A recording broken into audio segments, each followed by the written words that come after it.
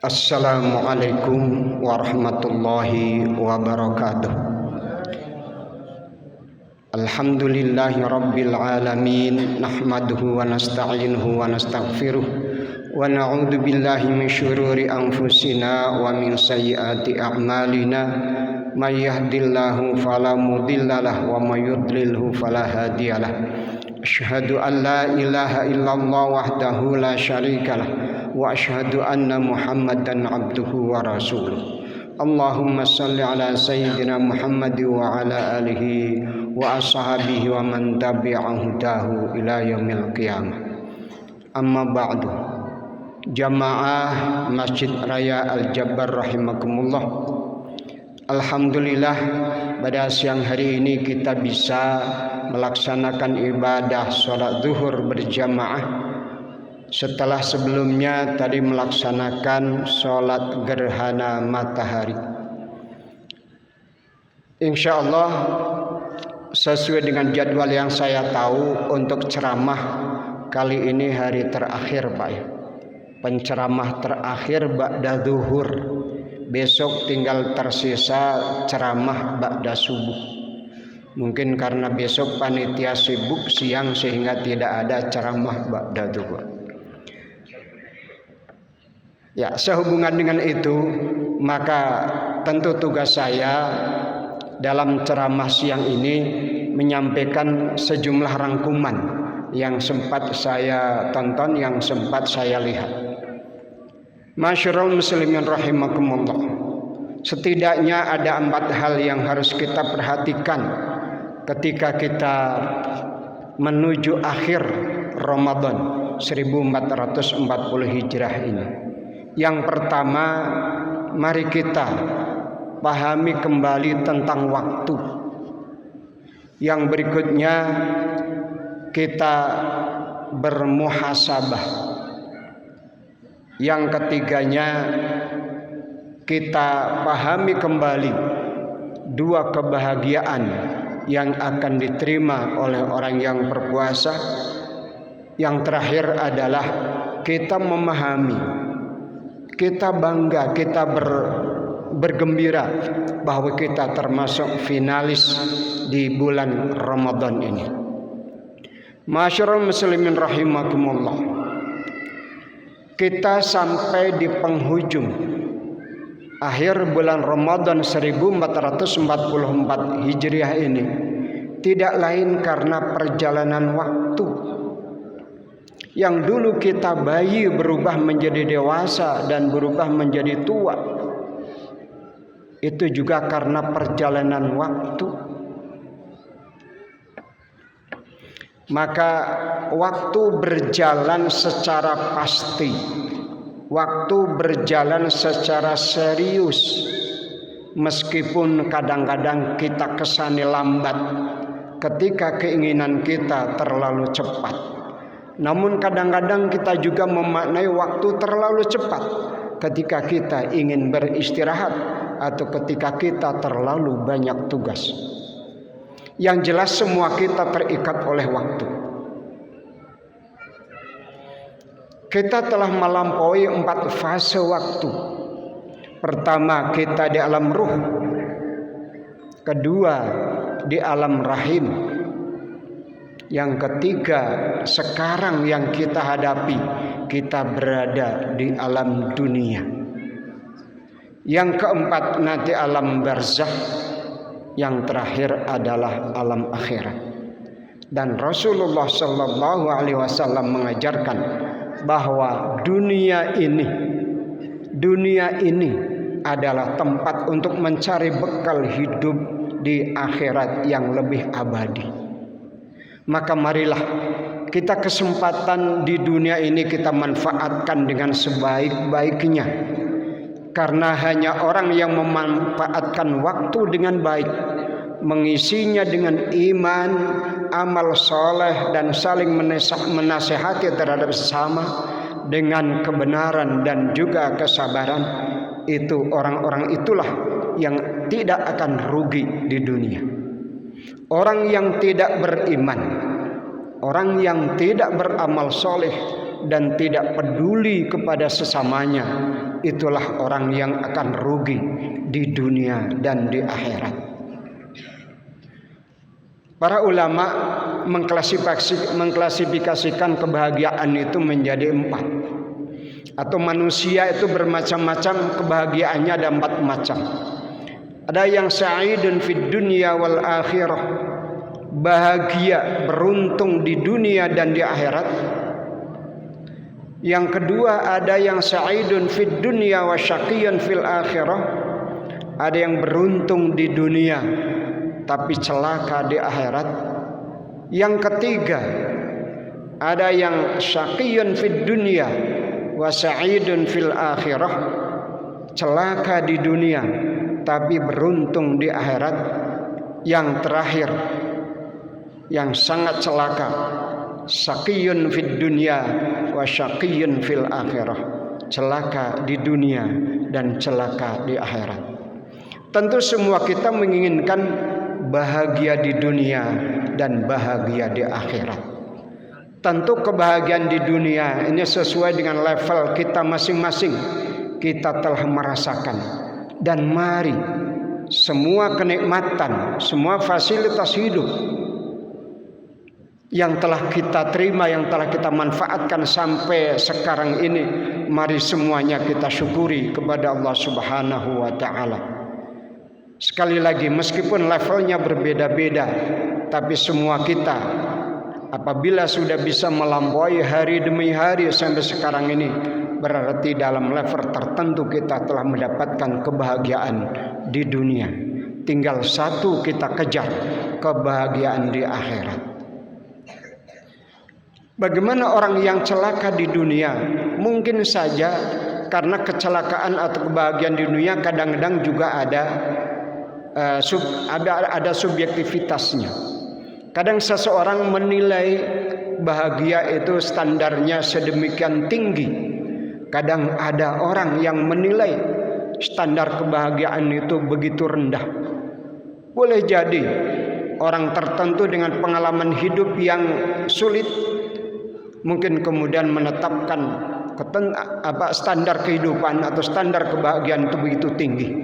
Kalau tidak punya gedung yang mewah, tidak punya mobil yang mewah dan sebagainya, mungkin belum bahagia. Namun yakinlah bahwa kebahagiaan itu ada dalam hati kita masing-masing, dan yakinlah bahwa di gubuk yang tidak seberapa, yakin ada kebahagiaan. Dan tidak mustahil di gedung yang mewah bertingkat juga ada kesedihan.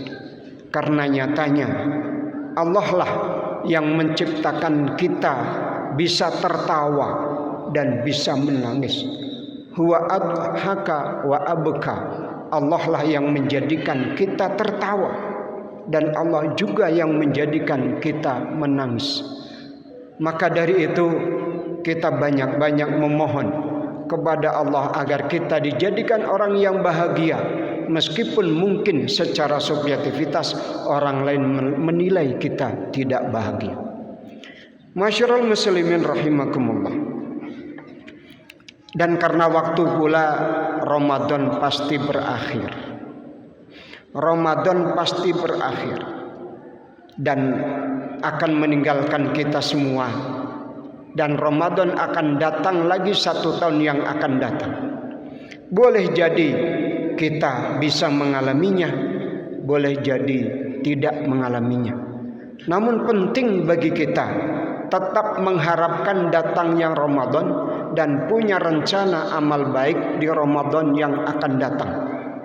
Itulah makna dari sabda Rasulullah sallallahu alaihi wasallam, al-jumu'atu ilal jumu'ati kafaratun lima bainahuma wal wasyahru ila syahri ay ramadanu ila ramadana kafaratun lima bainahuma.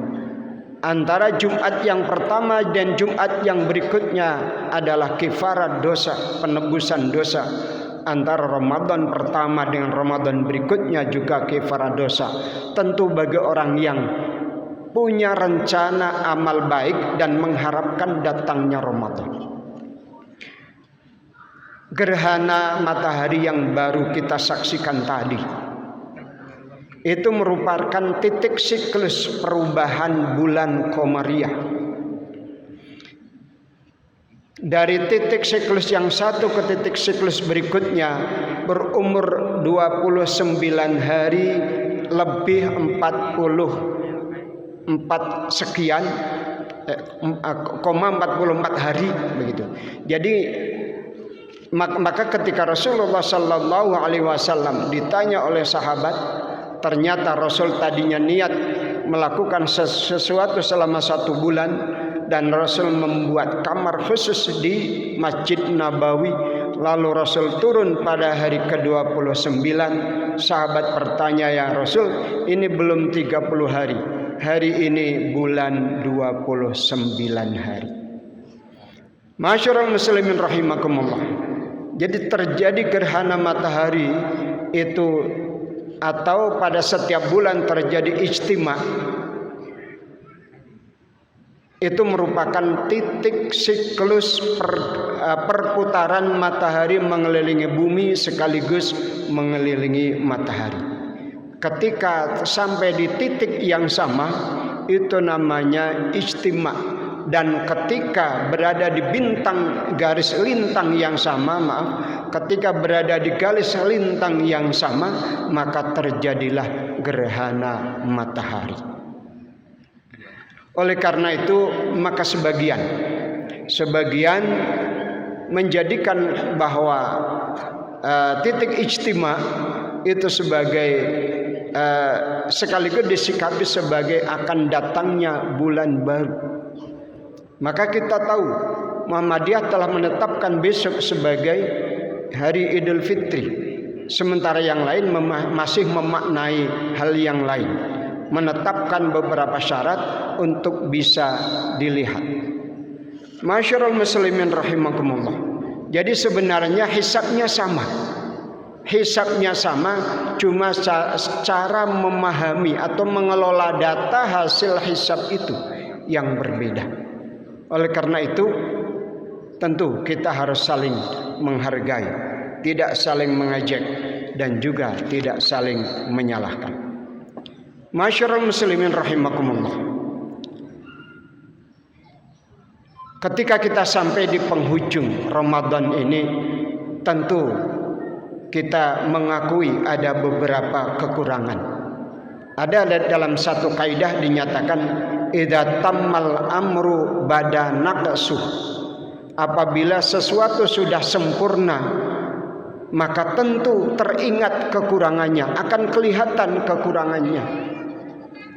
Kita nggak tahu ada kekurangan di bangunan yang megah ini, tapi pasti oleh arsiteknya, oleh yang kerjanya ada kekurangan-kekurangan kecil, mungkin juga kekurangan besar. Ketika kita sudah sampai di penghujung akhir Ramadan, maka kita tentu ingat di mana kekurangan kita selama mengisi Ramadan. Maka apabila ada di antara kita yang batal, tentu segera programkan untuk diqadha. Dan bersyukurlah orang yang bisa mengisi seluruh kegiatan Ramadan dengan sempurna. Tinggal berharap semoga Allah Subhanahu wa Ta'ala menerima seluruh amalnya. Bagi yang kurang, tentu mohon ampun kepada Allah Subhanahu wa Ta'ala, karena sudah diberi waktu sekian panjang, ternyata tidak bisa menggunakannya dengan sebaik-baiknya. Setelah Ramadan berakhir nanti, tentu kita harus mengingat-ingat, harus mengenang, memahami lebih lanjut lagi hikmah dan pelajaran yang bisa kita ambil dari puasa Ramadan selama 30 hari. Karena dengan itu kita yakin bahwa kita telah mengalami perubahan yang cukup signifikan dari awal Ramadan sampai akhir. Maka pelajaran yang kita terima terakhir itu mari kita pertahankan. Karena hakikatnya la'allakum tattaqun itu bukan untuk hari esok dan selanjutnya, tapi sebenarnya sejak awal Ramadan. Karena dengan berpuasa kita benar-benar menjadi orang yang bertakwa, berbeda dengan hari-hari sebelumnya. Tentu hari demi hari ketakwaan itu semakin meningkat, dan di akhir Ramadan ini tentunya kita mengalami kemajuan yang luar biasa dalam bidang takwa. Dan tentu setelah Ramadan ini harusnya kita perjuangkan dan kita pertahankan. Apabila kita masih ada kekurangan dan mungkin ada kesalahan, maka segera kita susul perbuatan yang kurang atau barangkali perbuatan yang salah, kita susul dengan perbuatan yang baik. Rasul menegaskan bahwa al-hasanat yudhibnas sayyi'at. Al-Quran bahkan al-hasanat yudhibnas sayyi'at. Kebaikan itu bisa menghapus kekurangan atau kejahatan. Muhasabah itu tentunya kita hitung-hitung, kita ingat-ingat kebaikan dan kekurangan atau kejelekan kita.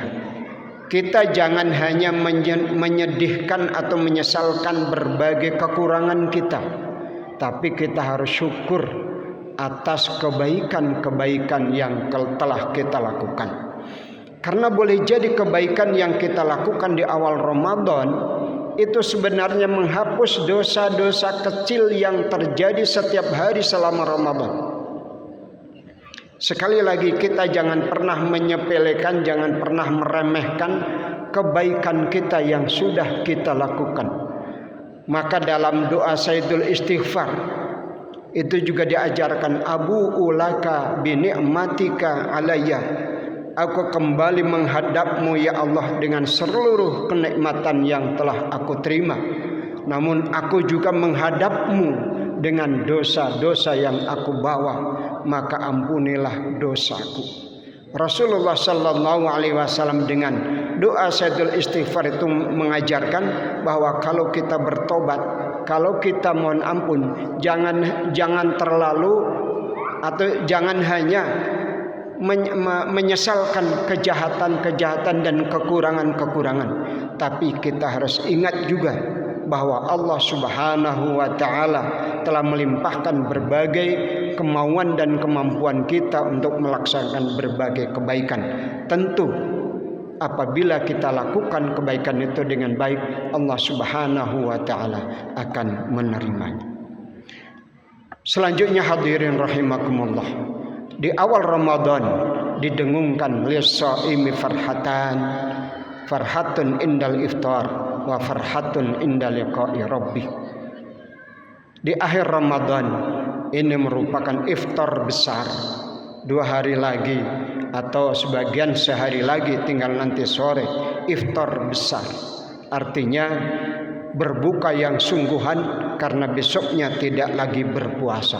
Itu tentu siapapun orangnya, dari level terendah sampai level tertinggi, dari awam sampai katakan imam tertinggi, semuanya bersyukur atas bisa dilaluinya bulan Ramadan.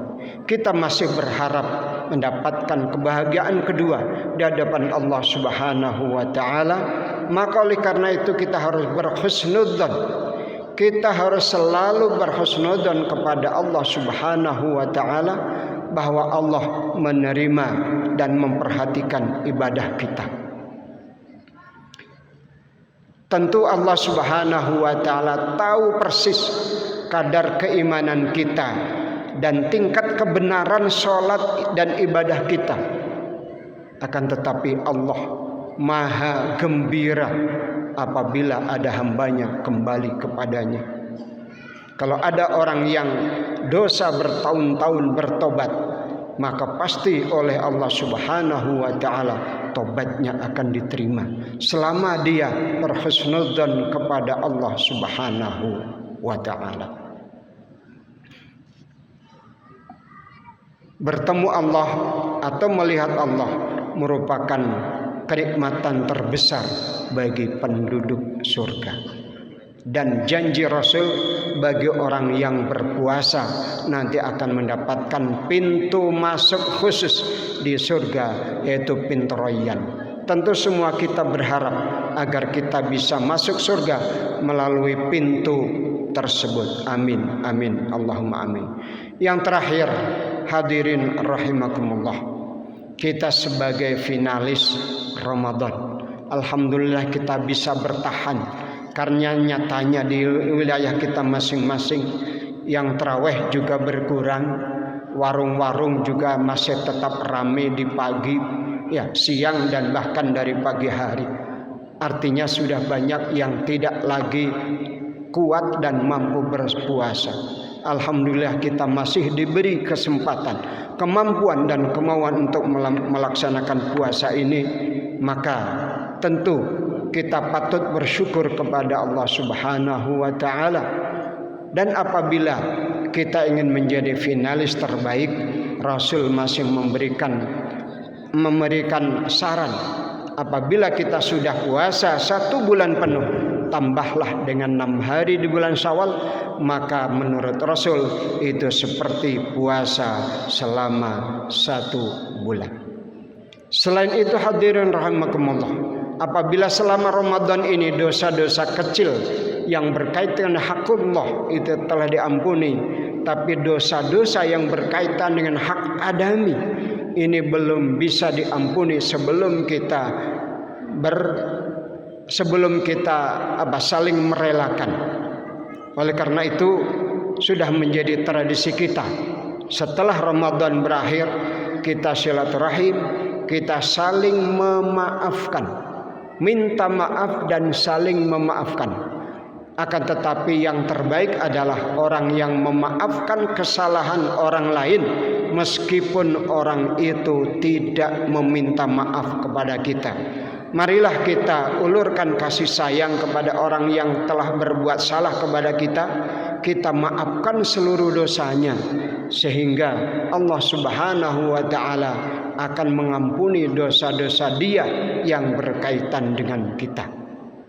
Dan di dalam bersilaturahim, Rasulullah sallallahu alaihi wasallam mengajarkan, ta'allamu min ansabikum ma tasiluna bihi arhamakum.